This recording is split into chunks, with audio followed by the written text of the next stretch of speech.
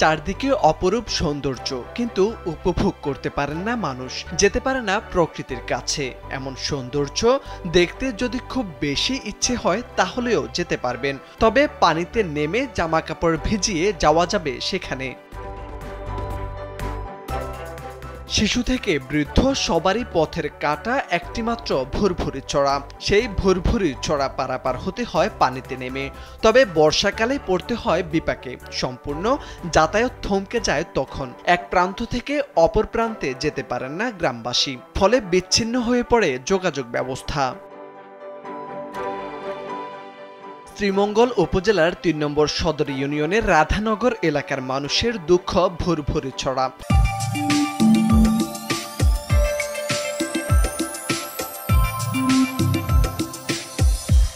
উজানের বৃষ্টি ও পাহাড়ি ঢল নামলে স্কুল কলেজ থেকে ফেরা শিক্ষার্থী সহ বিপাকে পড়েন বেগুনবাড়ি এলাকার লেবু, কাঁঠাল, আনারস ও মরিচ বাগানের মালিকরা। প্রবল স্রোতে ভুরভুরি চড়া পারাপার হয়ে পড়ে মরণ ফাঁদে। 2 থেকে 3 দিন ধরে থাকতে হয় পানিবন্দী। ছড়ার এপারে আমাদের 150 ফ্যামিলি, অনেক কষ্ট হয়ে যায় আমাদের। ধরেন অসুখ বিসুখ হইলে মুরব্বীদের নিয়ে যেতে কষ্ট হয়, বাচ্চা কাচ্চার কষ্ট হয়ে যায়। তারপরে ধরেন অসুখ বিসুখ হইলে কাপড় চোপড় ভিজে জায়গা যাব, ওই রুগী নিয়ে যেতে অনেক কষ্ট হয়ে যায় হয়। এই রাস্তা দিয়ে আসলে আর কি বই কোন সময় পড়ে যায়, তারপর কোন সময় ব্যাক করে যায়। আমরা মানে পরীক্ষা করলে বেশি প্রবলেম হয়, টাইম মতো আমরা যাইতে পারি না। জানা গেছে 150 বছর আগে থেকে এখানে বসবাস করছেন উড়িষ্যা, নেপাল, সাঁওতাল ধর্মের মানুষ। এছাড়াও ছিল হিন্দু, মুসলিম ধর্মাবলম্বীরাও। রাধানগরের ভুরভুরি চড়ার এক পাশে রয়েছে কয়েকটি রিসোর্ট ও কটেজ।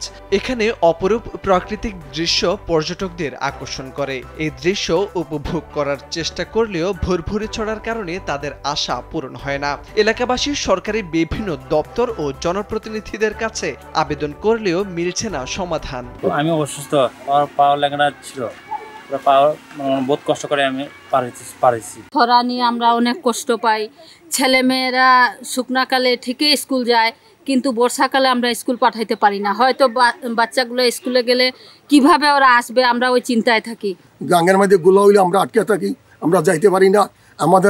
আমাদের বাগানের কাঁঠাল, লেবু, আনারস আমাদের 2-3 দিন পারলে 2-3 দিন পরে নিয়ে ব্যস্ত হয় পানি কমলে।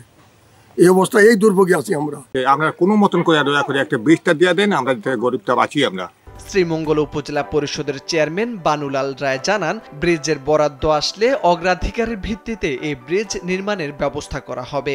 আমরা আগামী অর্থ বছরের ভিতরে ব্রিজের কোনো বরাদ্দ যদি আসে তাহলে অগ্রাধিকারের ভিত্তিতে এই ব্রিজটি আমরা প্রপোজাল আকারে পাঠাবো।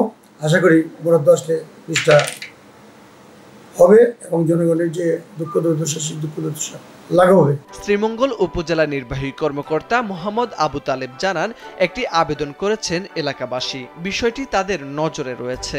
কথা বলেছি, আমরা খুব শীঘ্রই আমরা চেষ্টা করতেছি। এটা আমরা অলরেডি কর্তৃপক্ষকে জানিয়েছি, যাতে ওখানে একটা ব্রিজ যদি হয় তাহলে শিক্ষার্থীরা স্কুলে যেতে পারবে, তাদের শিক্ষার ক্ষেত্রে এটা সহায়ক হবে। এলাকাবাসী মনে করেন, দ্রুত ব্রিজটি নির্মাণ করা হলে কমে আসবে দূরত্ব ও ভোগান্তি, সুফল পাওয়া যাবে অর্থনীতিতেও। মোর্শেদ আলম, কালবেলা।